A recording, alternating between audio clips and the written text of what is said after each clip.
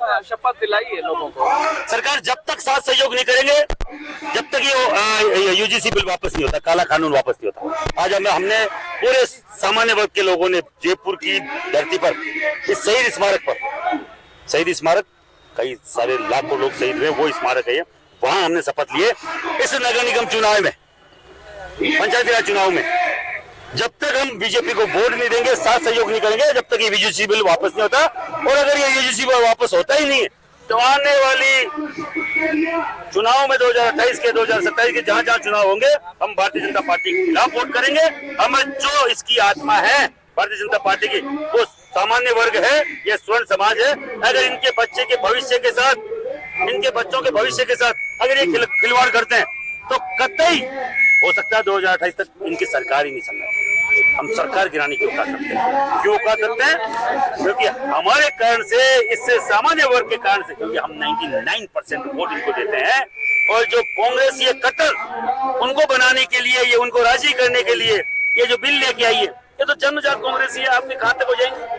हम जो आपके हैं, आपकी गोद में हैं, हमारे कारण से उनका मान सम्मान है कि भैया स्टे दो। क्यों दो? ब्राह्मण एक हो गया, बढ़िया एक हो गया, राजपूत एक हो गया।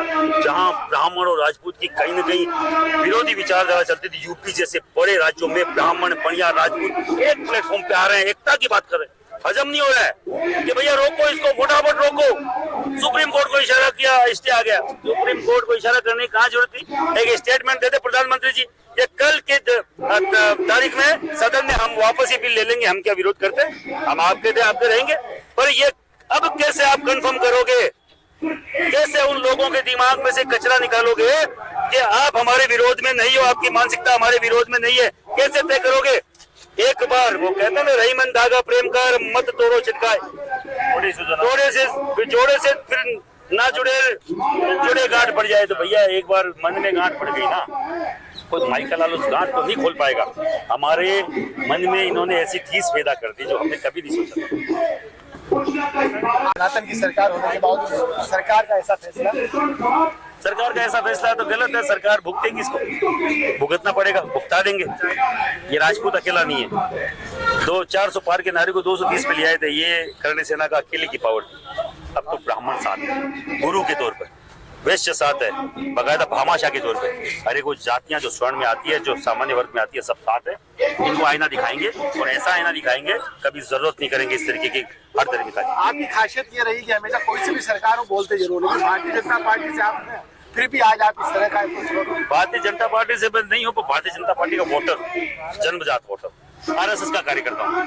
पर जब मेरा ही काका बाबा, मेरे परिवार का व्यक्ति अगर कुछ गलत करेगा तो मैं पड़ोसी को जाके थोड़ी ओलाना दूंगा कि भैया वो मेरा काका मान नहीं रहा, मेरे बड़े पिताजी नहीं मान रहे, मेरा छोटा भाई वो नहीं मान रहा। घर में ही पंचायती करनी पड़ेगी, बकायदा समझाना पड़ेगा। नहीं मानने वाले के बड़ा छोटे के रेपट भी मारता है, तो ठोक के मारना पड़ेगा। सती समाज की डिप्टी CM होने के बावजूद अगर वो आपके साथ नहीं दे रही तो आगे किससे उम्मीद है? राजस्थान ब्राह्मण समाज का CM भी है, ब्राह्मणों का साथ नहीं दे रहा, उसका बेकार क्या ले हम? जो लोग वहां से आए हुए हैं, पर्ची से आए हुए हैं, हम तो चाहते हैं आपको ताकत देना कि तुम्हारी पर्ची फट जाए, तुम भी फिर भी आप CM बन के बैठे रहो। हम चाहते हैं वो ताकत हम देंगे, हमारे कारण से आप हो। पर आप डर रहे हो बोलने से, तो आपकी कमजोरी है, हमारी कमजोरी थोड़ी है। वो तो CM और डिप्टी CM की कमजोरी है। हम आपके पीछे खड़े, कोई माइका लाल हटा नहीं सकता। हटा के देखो, हम बनाते हैं यहाँ पर, हमने दिया वोट। ये उनकी कमजोरी है, वो सोच नहीं रहे।